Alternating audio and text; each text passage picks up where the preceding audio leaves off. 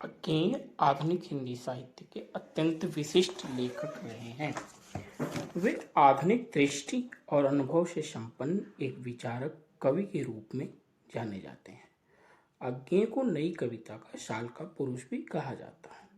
कविता, उपन्यास, कहानी के अतिरिक्त अज्ञेय ने अत्यंत महत्वपूर्ण निबंधों की भी रचना की है।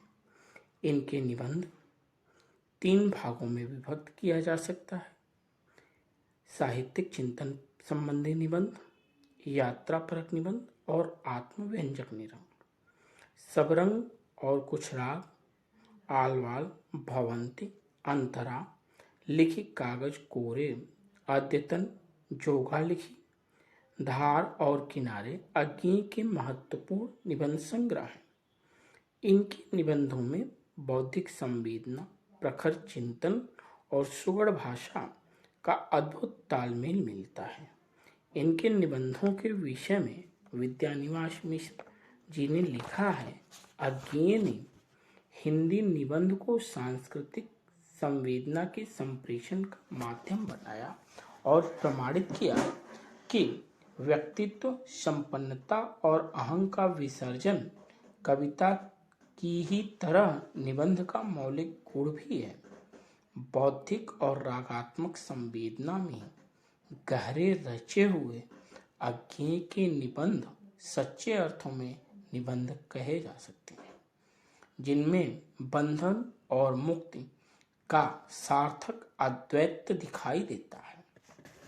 अज्ञेय के निबंध में उनका समूचा व्यक्तित्व झलकता है। अज्ञेय के पास देश विदेश का अनुभव है।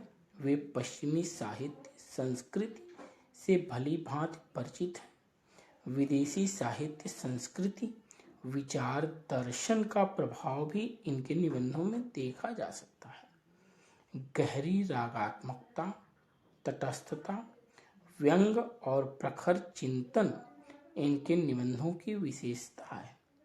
भाषा का उपयुक्त चयन, व्यवस्थित वाक्य रचना, विशेषणों का साभिप्राय प्रयोग और विचलन, नए उपमानों और प्रतीकों की खोज, मिथकों की नई व्याख्या और मुहावरों के सार्थक प्रयोग से आप अपनी विशिष्टता का परिचय देते हैं।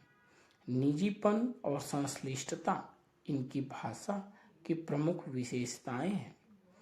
अज्ञेय के निबंधों में मूल्यों की खोज की चिंता दिखाई देती है।